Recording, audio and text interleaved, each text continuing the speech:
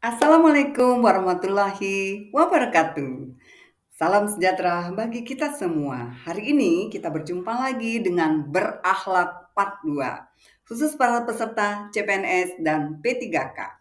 Oke, kemarin kita sudah di part 1 kita sudah membahas tentang berorientasi pelayanan, akuntabel, dan kompeten. Maka hari ini kita akan membahas yang berikutnya yaitu terkait dengan harmonis, loyal, adaptif, dan kolaboratif. Baik. Yang pertama kita akan membahas tentang harmonis. Adapun definisi dari harmonis adalah saling peduli dan menghargai perbedaan. Jadi kita harus selalu peduli dan menghargai perbedaan. Apalagi Indonesia ini terdapat banyak keberagaman suku, bangsa, agama. Maka kita harus peduli dan tetap menghargai perbedaan. Kalimat afirmasi adalah kalimat yang harus kita tanamkan di dalam hati, kita simpan di dalam pikiran kita adalah bahwa kami saling peduli dan menghargai perbedaan. Kemudian, kode etik di dalam harmonis yaitu pertama, menghargai setiap orang apapun latar belakangnya. Nah, terkait dengan pelayanan seorang ASN itu kita harus selalu memberikan pelayanan yang terbaik, maka kita harus menghargai setiap orang apapun latar belakangnya. Tidak peduli dia kaya atau miskin, tidak peduli orang yang memiliki jabatan atau bukan, tidak peduli dia berasal dari suku bangsa agama yang lainnya, maka kita harus tetap menghargai setiap orang apapun latar belakangnya.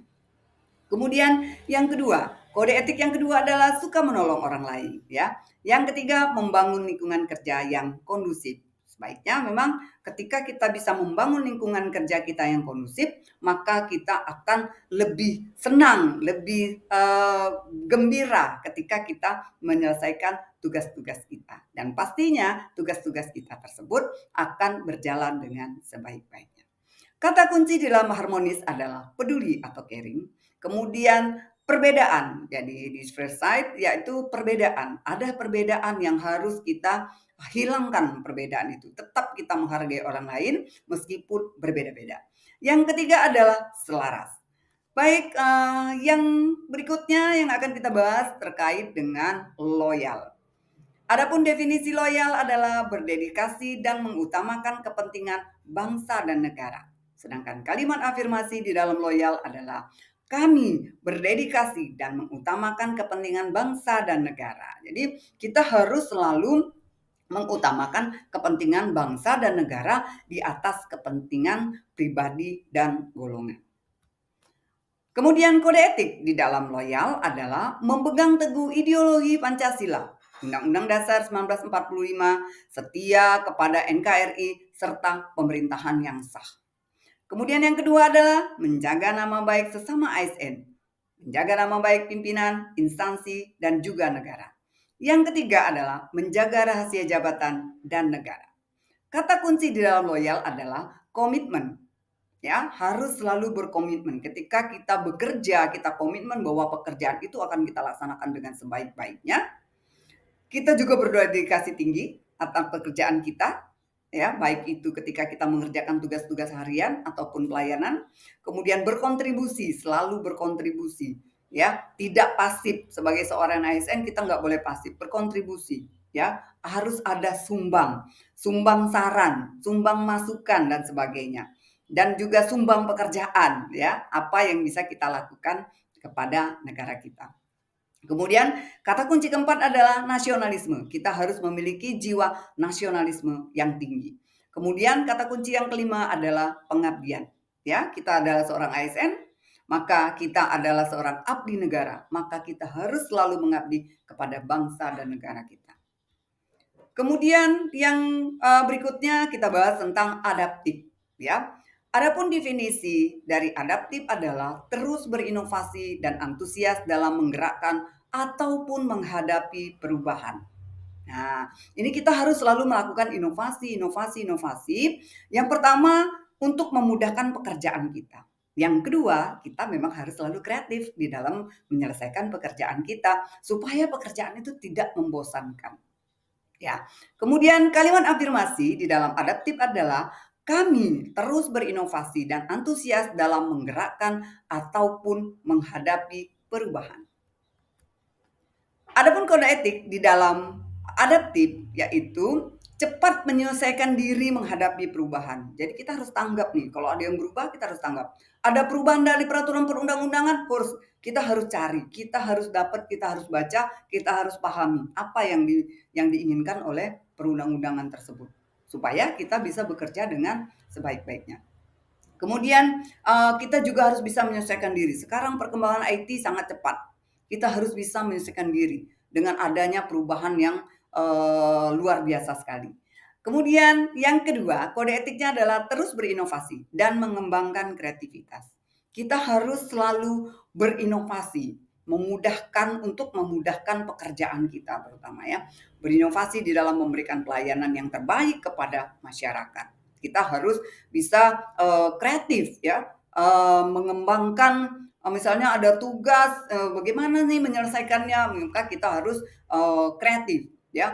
Pelayanan itu haruslah cepat ya, haruslah tanggap kepada masyarakat seperti itu.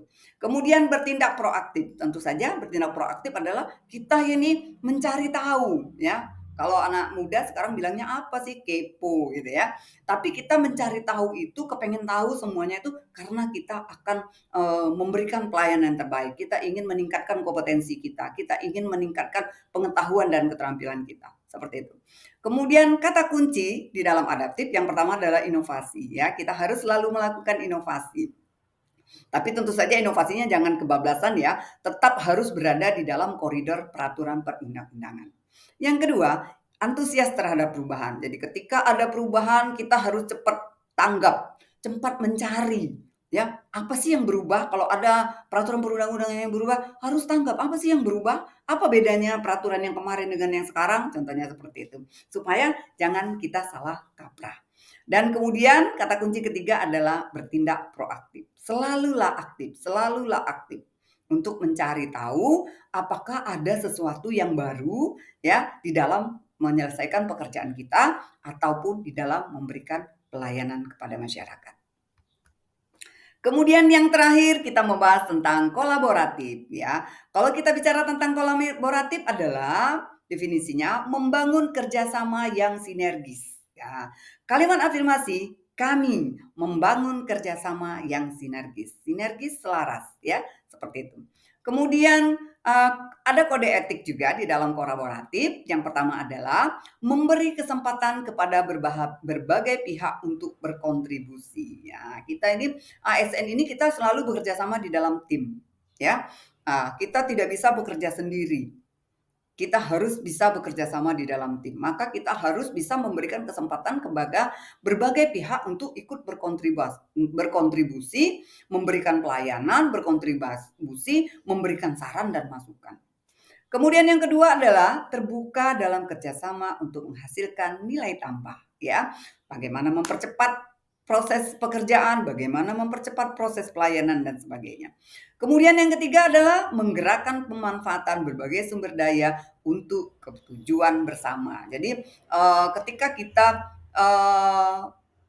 punya target nih, apa yang harus dikerjakan, apa yang harus saya lakukan, maka kita harus bisa memanfaatkan semua sumber daya ya yang ada agar tujuan itu bisa tercapai dengan cepat, dengan bagus, dengan baik, dengan sukses.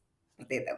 Kemudian kata kunci di dalam kolaboratif adalah kesediaan bekerja sama. Jadi kita harus bisa bekerja sama dengan orang lain.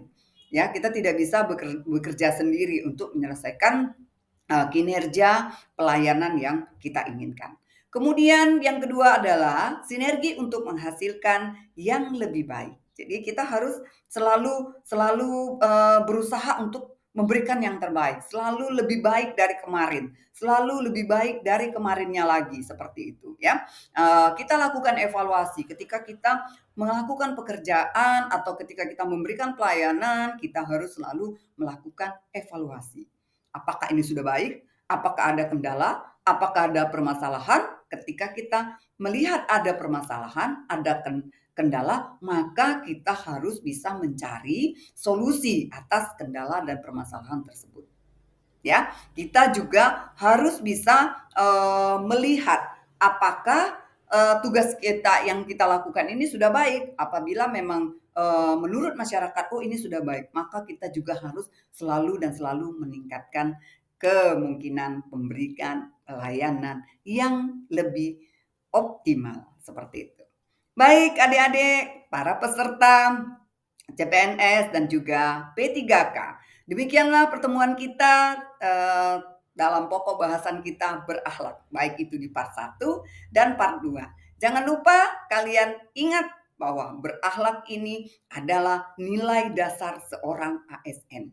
Maka nilai-nilai dasar ini haruslah ditanamkan di dalam hati, ditanamkan di dalam pikiran, sehingga kita bisa menjadi seorang ASN yang sukses, ASN yang luar biasa. Baik, saya akhiri sampai di sini pertemuan kita dalam video pembelajaran berakhlak. Saya akhiri. Wabillahi taufiq wal hidayah. Wassalamualaikum warahmatullahi wabarakatuh.